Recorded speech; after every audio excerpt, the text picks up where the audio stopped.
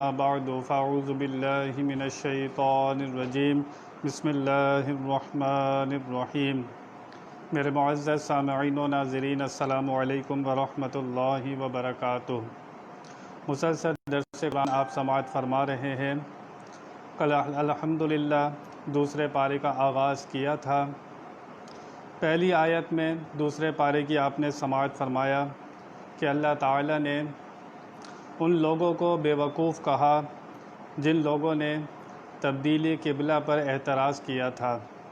اللہ تعالیٰ نے اپنے محبوب علیہ السلام کو ایک غیبی خبر کا بتایا تھا کہ جب تبدیلی قبلہ کی بات ہوگی ہم اس قبلے کو تبدیل کر دیں گے، یعنی بیت المقدس سے اور خانہ کعبہ کی طرف تمہیں پھیر دیں گے، اور تمہارا کعبہ ابراہیمی جب بنا دیں گے تو بے وقوف لوگ اعتراض کریں گے۔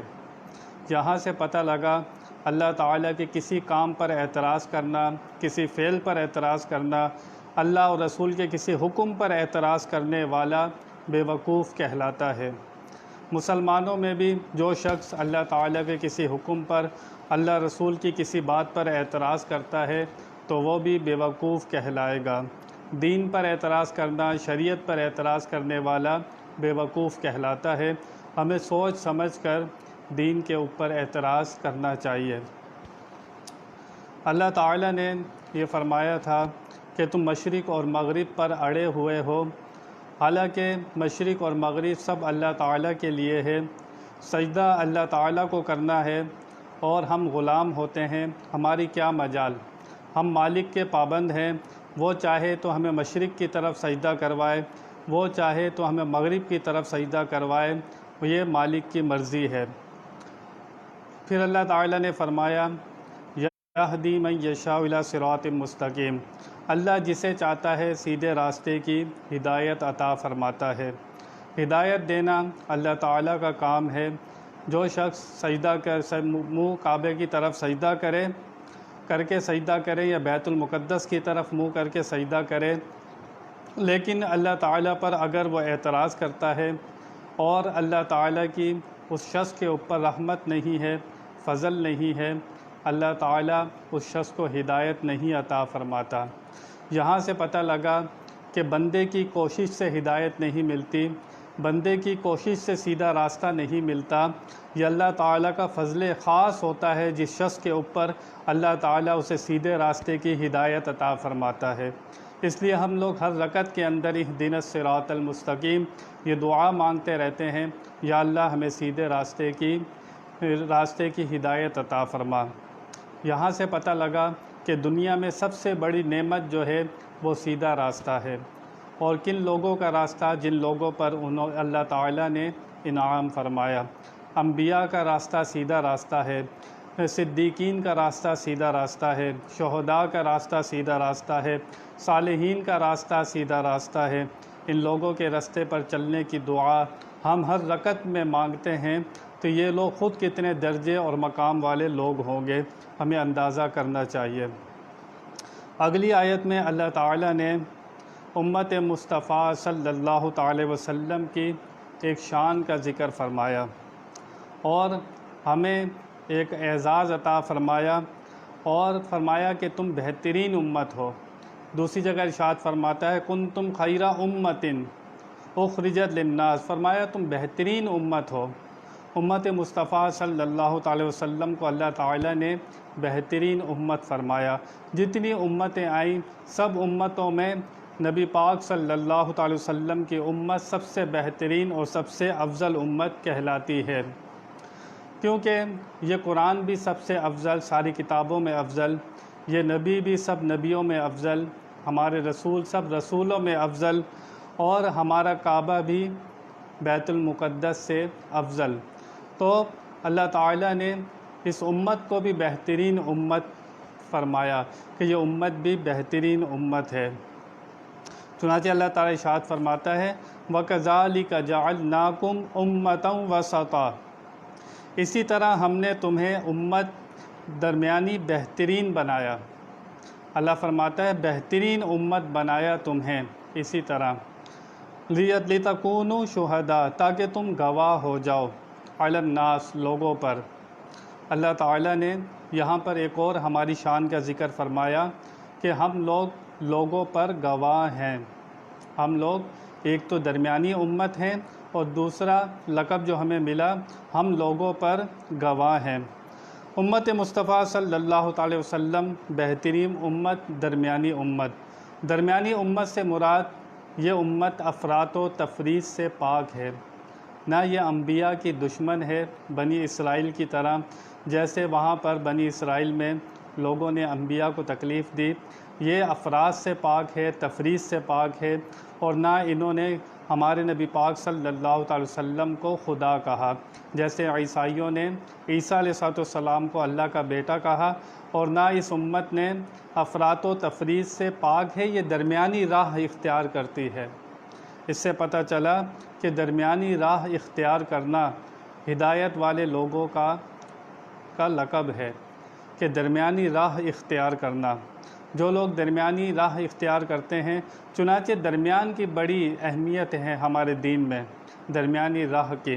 اللہ فرماتا ہے حافظوا علی الصلوات والصلاۃ الوسطی، اللہ فرماتا ہے نمازوں کی حفاظت کرو، بالخصوص درمیانی نماز کی۔ وہ درمیانی نماز عصر کی نماز ہے۔ اس سے پتہ لگا کہ درمیان کی بہت اہمیت ہے۔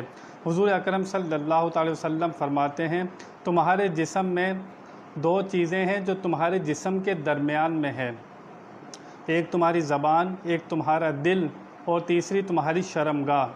اگر تم مجھے اس کی حفاظت کا ذمہ دیتے ہو تو میں تمہیں جنت کی ضمانت دیتا ہوں۔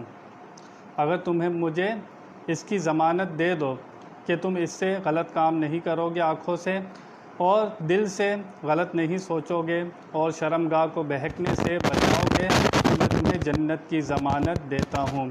یہاں سے پتہ لگا کہ ان چیزوں کی حفاظت کرنا، اگر کوئی شخص حفاظت کر لے تو وہ جنت کا مسافر ہو جاتا ہے۔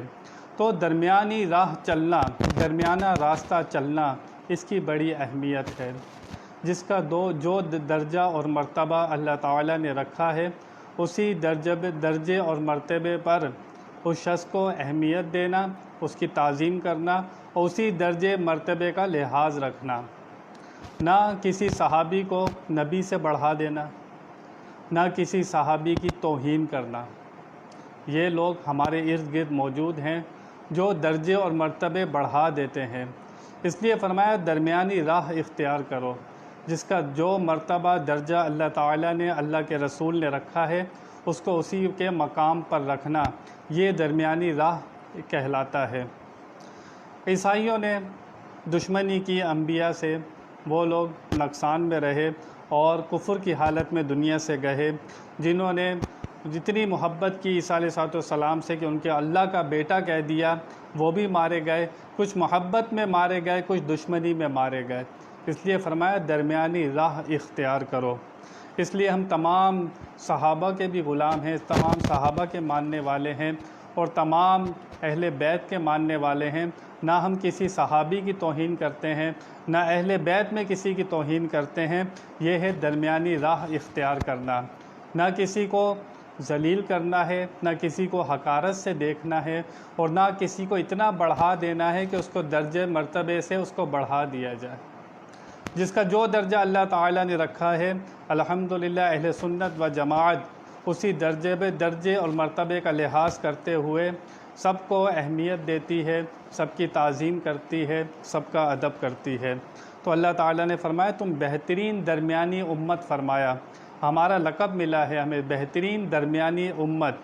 پھر فرمایا تم لوگوں پر گواہ ہو، لِتَكُونُوا شُهَدَاءَ عَلَى النَّاسِ۔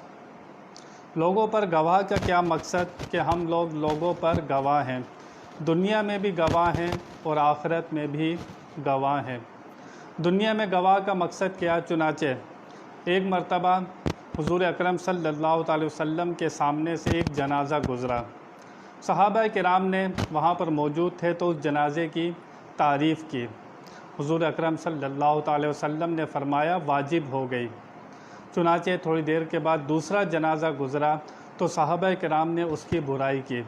حضور اکرم صلی اللہ تعالی وسلم نے فرمایا واجب ہو گئی۔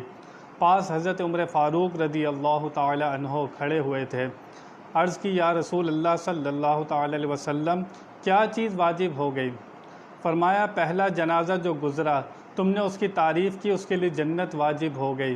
دوسرا جنازہ گزرا تم نے اس کی برائی کی، اس پر دوزخ واجب ہو گئی۔ اس کا مطلب کیا ہے؟ تم لوگوں پر گواہ ہو، یعنی کہ جس کی تم تعریف کرو سارے متفق ہو کر، اور وہ لوگ بھی اچھے اور متقی لوگ ہونے چاہیے جو کسی کی تعریف کریں۔ تو اس سے پتہ لگا کہ تم لوگوں پر گواہ ہو، جس کی تم گواہی دے دو سچے ہونے کی اور جنتی ہونے کی، تم سارے متفق ہو کر اگر کسی کے بارے میں رائے دے دو، اس کے بارے میں گواہی دے دو، اس پر جنت واجب ہو جاتی ہے۔ اللہ فرماتا لِتَكُونُوا شُهَدَاءَ عَلَى النَّاسِ، تاکہ تمہیں بنایا ہم نے لوگوں پر گواہ، لوگوں پر درمیانی امت بنایا اور لوگوں پر گواہ بنایا۔ دنیا میں اس طرح کہ تم جب گواہی دے دیتے ہو کسی کے بارے میں کہ یہ شخص اچھا ہے، تو پھر اللہ کے نزدیک بھی وہ اچھا لکھا جاتا ہے۔ کتنے کرم کی بات ہے، کتنے فضل کی بات ہے، اللہ تعالیٰ نے امت مصطفیٰ صلی اللہ علیہ وسلم کو یہ اختیار دیا ہے کہ جس کی تعریف کریں تو وہ جنتی ہو جاتا ہے، جس کی برائی کریں تو وہ دوزخی ہو جاتا ہے۔ اس کے لیے دیکھا جائے گا کہ تعریف کرنے والے لوگ بھی متقی پرہیزگار ہونے چاہیے۔ ایک بات ہمیں یہ پتہ لگی کہ ہم خالی ظاہر پر ہی سارا بھروسہ نہ کریں اور اپنے ظاہر کو سنوارنے میں لگ جائیں اور باطن سے بے خبر ہو جائیں۔ صرف لوگوں کے سامنے اچھے ہوں اور اکیلے میں برے ہوں، ایسا بھی نہیں ہونا چاہیے۔ سب سے اچھا شخص وہ ہوتا ہے بھلے لوگوں کی نظروں میں وہ اچھا نہ ہو، لیکن اللہ کے نزدیک وہ اچھا ہونا چاہیے۔ اس کی جلوت اس کی خلوت سے بہتر ہونی چاہیے، اس کی جو تنہائی ہے وہ پاک صاف ہونی چاہیے، تو وہی اللہ تعالیٰ کا پیارا اور مقبول ہوتا ہے۔ لوگوں کے ڈر سے ہر بندہ اچھا اور شریف بن جاتا ہے، متقی بن جاتا ہے، لیکن بندے کا پتہ لگتا ہے تنہائی میں کہ وہ اللہ سے کتنا ڈرتا ہے، اکیلے میں کتنا پاک صاف ہے۔ تو انسان اکیلے میں جتنا پاک صاف ہوتا ہے، پھر وہ اللہ تعالیٰ کے زیادہ نزدیک ہوتا چلا جاتا ہے۔ ہمیں اپنا ظاہر بھی سنوارنا چاہیے اور ظاہر سے زیادہ اپنے باطن پر توجہ دینی چاہیے۔ ہماری تنہائی ہماری بہت اچھی ہونی چاہیے۔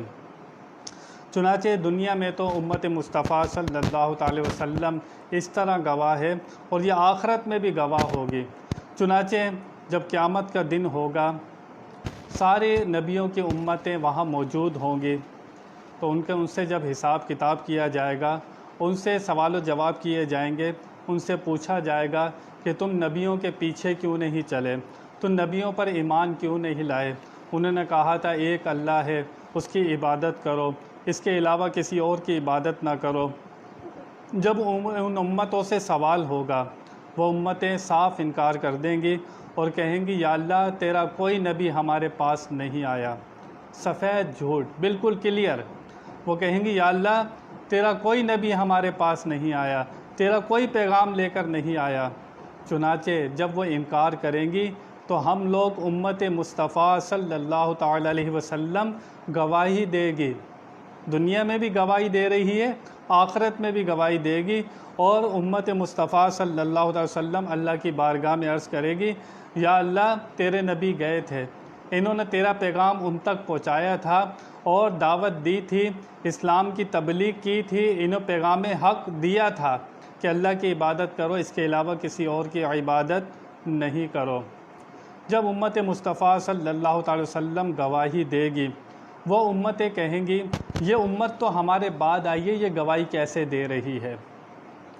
پھر امت مصطفیٰ صلی اللہ تعالی وسلم ہم لوگ جواب دیں گے کہ ہم نے اپنے نبی محمد رسول اللہ صلی اللہ تعالی وسلم سے سنا کہ نبی آئے تھے، انہوں نے پیغام حق پہنچایا تھا، امتوں نے انکار کیا تھا۔ تو امتیں جب انکار کرنے لگیں گی اس بات کا، چنانچہ آگے اللہ تعالیٰ ارشاد فرماتا ہے وَيَكُونَ الرَّسُولُ عَلَيْكُمْ شُهَدَاءَ، اور یہ رسول ہوں گے گواہ تم پر۔ جب امتیں گواہی دیں گی ان گواہیوں کو جھٹلایا جائے گا تو حضور اکرم صلی اللہ تعالی علیہ وسلم سب پر گواہی دیں گے۔ حضور فرمائیں گے کہ نبی آئے تھے، انہوں نے دعوت حق دی تھی، پیغام حق دیا تھا، ان امتوں نے یا اللہ انکار کیا۔ جب نبی پاک صلی اللہ تعالی وسلم گواہی دیں گے کہ نبی آئیں گے، کسی امت کی اتنی جرت نہیں ہوگی کہ آپ کی گواہی کو جھٹلا دے۔ سب امتیں مانیں گی کہ یا اللہ تیرے نبی آئے تھے، ہم ایمان لے کر نہیں آئے۔ چنانچہ آیہ مبارکہ آپ نے سماعت فرمائی کہ امت مصطفیٰ بھی گواہ ہے، امت مصطفیٰ پر محمد الرسول اللہ صلی اللہ تعالی وسلم بھی گواہ ہوں گے۔ جب حضور گواہی دیں گے تو کسی کی ہمت نہیں ہوگی اس گواہی کو جھٹلا دے۔ ہم تو سن کر گواہی دیں گے، اس کا مطلب ہے حضور اکرم صلی اللہ تعالی وسلم سارے واقعات حضرت آدم علیہ السلام سے لے کر قیامت تک جتنے لوگ آئیں گے آپ سب کے حالات پر مطلع ہیں، آپ سب کو دیکھ بھی رہے ہیں، سب کو سن بھی رہے ہیں، سب کے حال سے بھی واقف ہیں، سب کے ایمان سے بھی واقف ہیں، ہر کیفیت سے بندے کی اللہ کے رسول واقف ہیں۔ اور ہم یہ ذاتی نہیں مانتے، اللہ تعالیٰ نے آپ کو گواہ بنایا ہے۔ گواہ کے معنی کیا ہوتے ہیں؟ گواہ کے معنی ہوتے ہیں جو موقع پر موجود ہو اور سارے واقعے کو وہ ملاحظہ کرے، دیکھ رہا ہو، وہ گواہ کہلاتا ہے۔ شادی کے گواہ ہوتے ہیں، شادی ہو رہی ہو پاک کالونی میں، تو جو گواہ ہوتے ہیں، قاضی صاحب پوچھیں گواہ کہاں ہیں، آپ بولیں وہ تو ملیر میں بیٹھے ہیں، تو ایسی گواہی مانی جائے گی؟ گواہ کون ہوتے ہیں؟ جو موقع پر موجود ہو۔ اللہ فرماتا ہے وَيَكُونَ الرَّسُولُ عَلَيْكُمْ شَهِيدًا، اللہ یہ رسول سب پر گواہ ہے۔ دوسری آیت میں فرماتا ہے اِنَّا أَرْسَلْنَاكَ شَاهِدًا، ہم نے آپ کو شاہد کے معنی بھی گواہ کے ہوتے ہیں، حاضر اور ناظر کے ہوتے ہیں۔ چنانچہ اللہ تعالیٰ نے ہمارے نبی پاک صلی اللہ علیہ وسلم کو یہ شان عطا فرمائی کہ آپ حاضر اور ناظر ہیں۔ آپ اپنے جسم اطہر کے ساتھ آپ اپنے روضہ مبارک میں موجود ہیں، وہاں پر آرام فرما رہے ہیں، لیکن روحانی طور پر آپ پوری کائنات میں آپ مشاہدہ فرما رہے ہیں اور سب کو دیکھ رہے ہیں۔ ایک موٹی سی مثال آپ کو دوں، آپ کے سامنے کوئی آ کر کہے کہ شیطان تمہیں دیکھتا ہے، جو لوگ انکار کرتے ہیں ان سے ایک سوال کیا جائے اور ان سے اتنا سا سوال کیا جائے کہ شیطان تمہاری باتیں بھی سنتا ہے، تمہارے دلوں میں وسوسے بھی ڈالتا ہے اور تمہارے خون میں گردش بھی کرتا ہے، اور وہ تمہیں دیکھتا بھی ہے، سنتا بھی ہے، تمہاری کیفیت سے بھی واقف ہے، تمہیں بہکا بھی دیتا ہے، تو کوئی شخص انکار نہیں کرتا۔ اس کا مطلب ہے شیطان حاضر بھی ہے، ناظر بھی ہے، وہ ہمیں دیکھ بھی رہا ہے، وہ ہمیں سن بھی رہا ہے، سب کچھ کر رہا ہے، کوئی اس پر فتویٰ نہیں لگاتا۔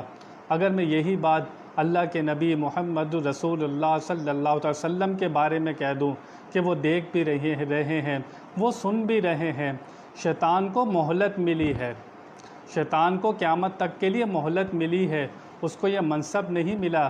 ہمارے نبی پاک صلی اللہ علیہ وسلم تو منصب لے کر آئے ہدایت کا، آپ تو پیغام حق دینے کے لیے دنیا میں آئے ہیں، آپ ہدایت کا منصب لے کر آئے ہیں، اور قرآن پاک میں متعدد آیات موجود ہیں جس سے پتہ لگتا ہے کہ آپ سب کے حالات پر واقف ہیں، سب کو دیکھ بھی رہے ہیں، سب کو سن بھی رہے ہیں۔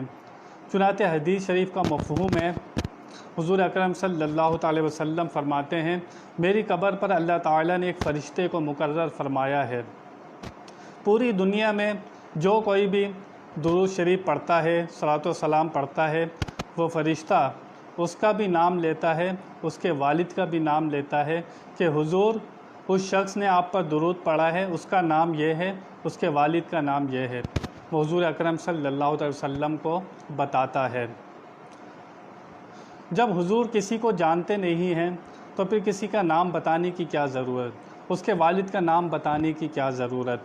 اور فرشتے کو اللہ تعالیٰ نے اتنی طاقت دی ہے، فرشتے کا مقام زیادہ ہے کہ نبیوں کا مقام زیادہ ہوتا ہے، اور فرشتے کا مقام زیادہ ہے یا ہمارے نبی پاک صلی اللہ علیہ وسلم کا مقام زیادہ ہے۔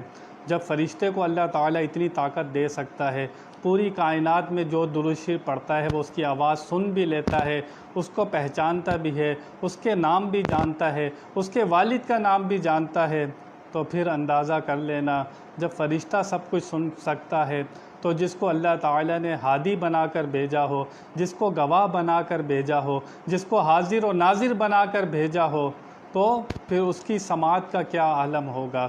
جب فرشتے کی سماعت کا یہ عالم ہے تو حضور کی سماعت کا عالم کیا ہوگا؟ چنانچہ سورہ فیل پڑھیے آپ 30ویں پارے میں، اللہ فرماتا الم تر کیف فعل ربک باصحاب الفیل، اے محبوب صلوات و سلام، کیا آپ نے دیکھا کہ ہم نے ہاتھی والوں کے ساتھ کیا معاملہ کیا؟ کیا آپ نے دیکھا؟ حضور اکرم صلی اللہ تعالی علیہ وسلم اس وقت دنیا میں تشریف نہیں لائے تھے، تو پھر اللہ تعالیٰ کا فرمانا کیسا کہ حبیب کیا تم نے دیکھا؟ سارے تو سر کی آنکھوں سے دیکھ رہے تھے، تم نور نبوت سے دیکھ رہے تھے۔ علم طرح کے الفاظ قرآن میں جگہ جگہ آئے ہیں، یہاں سے پتہ لگتا ہے کہ اللہ تعالیٰ پرانے واقعات اپنے محبوب کو یاد دلاتا ہے کہ حضور وہ واقعہ یاد کریں، حضور وہ واقعہ یاد کریں۔ اس کا کیا مطلب ہے؟ سب تو سر کی آنکھوں سے دیکھ رہے تھے، آپ نور نبوت سے دیکھ رہے تھے۔ جو ہمارے نبی پاک صلی اللہ تعالی وسلم کی سماعت کا منکر ہے، حاضر ناظر کا منکر ہے، وہ خود جواب دہ ہوگا۔ ہم مانتے ہیں، مانتے آئے ہیں، انشاءاللہ مانتے رہیں گے۔ وہ اللہ تعالیٰ نے ان کو حاضر و ناظر بنایا ہے، ہم ذاتی طور پر نہیں مانتے۔ شیطان بھی حاضر ناظر سب کو دیکھ رہا ہے۔ اگر یہی بات میں اپنے نبی پاک صلی اللہ تعالی وسلم کے لیے کہہ دوں تو لوگوں کو تکلیف کیوں ہوتی ہے؟ شیطان کے لیے حاضر ناظر ہونا ہر کوئی مان لیتا ہے، میں یہی بات نبی کے لیے کہوں تو پھر اتنی تکلیف کیوں ہوتی ہے؟ اس کا مطلب یہ ہے کہ ان کو شیطان سے تکلیف نہیں ہے، تکلیف ہے تو اللہ کے نبی سے ہے۔ ان کو اپنے ایمان کی حالت پر غور کرنا چاہیے۔ وہ اللہ فرما رہا ہے، یہ آیت مبارک آپ کے سامنے ہے، اللہ فرماتا ہے کہ یہ امت گواہ ہے دنیا اور آخرت میں بھی، اور ان کی گواہی پر اللہ کے رسول گواہی دیں گے۔ جس کا دل چاہے دوسرے پارے کی دوسری آیت ہے، یہ پڑھ سکتا ہے، اس کا ترجمہ پڑھ لے۔ وَكَذَلِكَ جَعَلْنَاكُمْ أُمَّةً وَسَطًا لِتَكُونُوا شُهَدَاءَ عَلَى النَّاسِ وَيَكُونَ الرَّسُولُ عَلَيْكُمْ شَهِيدًا۔ اس کا ترجمہ پڑھ کر دیکھیں آپ کہ اللہ تعالیٰ نے حضور اکرم صلی اللہ تعالی وسلم سب پر گواہ ہیں۔ گواہ وہی ہوتا ہے جو ہر معاملے کو ملاحظہ فرما رہا ہو۔ ہم یہ نہیں کہتے کہ حضور جسمانی طور پر پوری کائنات میں موجود ہیں، اگر وہ آنا چاہیں تو آ سکتے ہیں، ہم روحانی طور پر مانتے ہیں، اور روحانی طور پر ماننا کوئی ایسی بات نہیں ہے کہ کسی کی سمجھ میں نہ آئے۔ اللہ تعالیٰ نے ان کو یہ طاقت دی ہے، جب فرشتوں کی اتنی طاقت ہے تو نبیوں کو اللہ تعالیٰ نے کتنی طاقت دی ہوگی، اور قرآن سے اور حدیث سے یہ ثابت ہے۔ چنانچہ امت مصطفیٰ صلی اللہ تعالی وسلم کی ایک اور یہ خصوصیت ہے کہ یہ سب سے آخر میں آئی، یہ امت سب سے آخر میں آئی تاکہ اس کی بدنامی نہ ہو۔ پہلی امتیں آئیں، ان کے حالات اللہ تعالیٰ قرآن پاک میں بیان فرماتا ہے کہ ان لوگوں نے کس طرح سرکشی کی، کیسی کیسی وہ حرکتیں کرتے تھے، ان کے حالات سب سنتے ہیں، سب کے سامنے ان کی بدنامی ہوتی ہے۔ چنانچہ دوسری شان اس امت کی یہ ہے کہ یہ افراط و تفریط سے پاک ہے، نہ یہ کسی کو حد سے بڑھاتی ہے، نہ یہ کسی کو حد سے گراتی ہے، یہ درمیانی امت ہے۔ جو افراط و تفریط کا شکار ہوتا ہے وہ گمراہی کا شکار ہو جاتا ہے۔ پھر فرمایا اس امت کی یہ شان ہے کہ ان کی زبان حق کا قلم ہے۔ یہ متقی لوگ، پرہیزگار لوگ جس کے بارے میں رائے قائم کر لیں کہ یہ شخص بہت اچھا ہے تو اللہ تعالیٰ اس شخص کو اچھا کر دیتا ہے، اور جس کے بارے میں یہ رائے قائم کر لیں کہ یہ شخص بہت برا ہے، اللہ تعالیٰ اس کو برا کر دیتا ہے۔ پھر فرمایا جنت میں جانے والوں کی صفیں 120 ہوں گی، فرمایا 80 صفیں میری امت کی ہوں گی، 80 صفیں حضور کی امت کی ہوں گی، ٹوٹل صفیں 120 ہوں گی، اس میں سے 80 ہماری امت کی ہوں گی، 40 دوسری امتوں کی ہوں گی۔ اتنی بڑی تعداد میں حضور کی امت جنت میں جائے گی۔ فرمایا گناہوں کا حساب خفیہ ہوگا، اس امت کی ایک شان ہے کہ اس کے گناہوں کا حساب بھی خفیہ ہوگا، نیکیوں کا اعلانیہ ہوگا۔ اور کتنا کرم چاہیے حضور کی نسبت سے، حضور کے کرم سے، حضور کے فضل سے اللہ تعالیٰ یہ کرم فرما رہا ہے، یہ فضل فرما رہا ہے ہماری کیا اوقات، ہمیں جو کچھ مل رہا ہے حضور کے صدقے سے مل رہا ہے، کیونکہ وہ اللہ کے محبوب ہے۔ اس امت کی اتنی شان ہے، اس نبی کی اتنی شان ہے، اس وجہ سے یہ سب کچھ مل رہا ہے، اور یہ امت جنت میں سب سے پہلے داخل ہوگی۔ حضور کی امت جنت میں سب سے پہلے داخل ہوگی۔ چنانچہ بخاری شریف میں حدیث پاک موجود ہے، اللہ کے نبی صلی اللہ تعالی علیہ وسلم فرماتے ہیں، جب کوئی مومن شخص، مسلمان شخص عبادت کرتا رہتا ہے، نوافل کی کثرت کرتا رہتا ہے، نوافل پڑھتا رہتا ہے، نوافل اس کے ہی قبول ہوتے ہیں جس کے فرض پورے ہوں، تو جس کے فرض پورے ہوں اس کے بعد جو نوافل کی کثرت کرتا ہے، اللہ کے حبیب فرماتے ہیں کہ جو شخص نوافل پڑھتا رہتا ہے، اوابین بھی پڑھتا ہے، چاش بھی پڑھتا ہے، اشراق بھی پڑھتا ہے، رات کو اٹھ کر تہجد بھی پڑھتا ہے، حضور فرماتے ہیں وہ نوافل کی اتنی کثرت کرتا ہے، اللہ فرماتا ہے میں اس کو اپنا پیارا بنا لیتا ہوں۔ کون سے شخص کو؟ جو نوافل کی کثرت کرتا رہتا ہے۔ بخاری شریف میں حدیث پاک موجود ہے، جب وہ نوافل کی کثرت کرتا رہتا ہے اللہ تعالیٰ اس کو اپنا پیارا بنا لیتا ہے۔ آگے حدیث کے الفاظ ہیں، حضور فرماتے ہیں، اللہ فرماتا ہے اس کا ہاتھ میں بن جاتا ہوں جس سے وہ پکڑتا ہے، فرمایا اس کی آنکھیں میں بن جاتا ہوں جس سے وہ دیکھتا ہے، فرمایا اس کی زبان میں بن جاتا ہوں جس سے وہ کلام کرتا ہے، فرمایا اس کی ٹانگیں میں بن جاتا ہوں جس سے وہ چلتا ہے۔ کیا مطلب؟ بندہ خدا نہیں ہو جاتا، خدا بندہ نہیں ہو جاتا، بندہ بندہ ہی رہتا ہے، خدا خدا ہی رہتا ہے۔ اللہ تعالیٰ کی طاقتوں کا نزول، اللہ تعالیٰ کی تجلی اس شخص میں ہو جاتی ہے، تو اس بندے کی شان کیا ہو جاتی ہے، اس کی آنکھوں میں پھر کتنی طاقت ہوگی جس کی آنکھیں اللہ بن جاتا ہے، اس کی زبان میں کتنی طاقت ہوگی جس کی زبان اللہ بن جاتا ہے۔ یہ کون سا بندہ ہے جو نوافل کی کثرت کرتا رہتا ہے، وہ اتنا اللہ کا پیارا ہو جاتا ہے کہ اللہ تعالیٰ کی طاقتیں اس بندے کے اندر نزول فرما جاتی ہیں۔ اندازہ کر لینا، جو پیارا بن جاتا ہے اور جس کو اللہ تعالیٰ نے پیارا بنایا ہے، محمد الرسول اللہ صلی اللہ تعالی علیہ وسلم ہمارے نبی اللہ کے محبوب ہیں، وہ تو نوافل کی کثرت سے اللہ کا پیارا بنتا ہے۔ اللہ کے نبی کو تو، ہمارے نبی کو تو اللہ تعالیٰ نے اپنا محبوب بنایا ہے۔ اندازہ کر لینا کہ آپ کی کتنی شان ہوگی۔ جو مسلمان ایمان والے کی اللہ تعالیٰ آنکھیں بن جاتا ہے اور جس کو محبوب بنایا ہوگا، حضور جب ربانی آنکھوں سے دیکھتے ہوں گے تو پھر پوری دنیا کا ملاحظہ فرمانا کوئی تعجب کی بات نہیں ہے۔ وہ اللہ کے پیارے ہیں، اللہ کا درود و سلام اللہ کے نبی پر آتا ہے، کسی اور پر نہیں آتا۔ کوئی شان کا انکار، حضور کی شان کا اندازہ کون لگا سکتا ہے؟ اس لیے حضور فرماتے ہیں میری حقیقت کو میرے رب کے سوا جانتا ہی کوئی نہیں ہے۔ میری حقیقت کیا ہے؟ حضور خود فرماتے ہیں میری حقیقت کو رب کے سوا کوئی نہیں جانتا۔ ہم کیسے جان سکتے ہیں؟ ہمیں بس جو قرآن و حدیث سے کچھ باتیں مل جاتی ہیں وہ ہم ہدیہ کرتے ہیں حضور کی بارگاہ میں اور بیان کر دیتے ہیں۔ ہماری اتنی کیا مجال، اتنے گناہ گار زبان سے بیان کرتے ہیں، اور ہمارے ذہن، ہمارے دل سب گناہ گار ہیں، ہمارے میں اتنی طاقت کیا ہم ان کی شان بیان کریں۔ اللہ تعالیٰ بس کے دعا ہے کہ اللہ تعالیٰ ان ٹوٹے پھوٹے الفاظوں کو اپنی بارگاہ میں قبول فرمائے اور اپنے محبوب علیہ الصلوۃ والسلام کے صدقے طفیل ان کی برکت سے ہم گناہ گاروں پہ کرم فرمائے۔ امت مصطفیٰ پر بڑا سخت وقت ہے، یا اللہ اپنے محبوب کے صدقے ہم گناہ گاروں پہ کرم فرما دے، اور ہم سب ایمان والوں کی بخشش فرما، کرم فرما، رحم فرما، فضل فرما۔ تجھے فضل کرتے نہیں لگتی بار، نہ ہو تجھ سے مایوس امیدوار۔ بیان میں کوئی غلطی ہوئی ہو اللہ کی بارگاہ میں توبہ کرتا ہوں۔ وآخر دعوانا ان الحمد للہ رب العالمین۔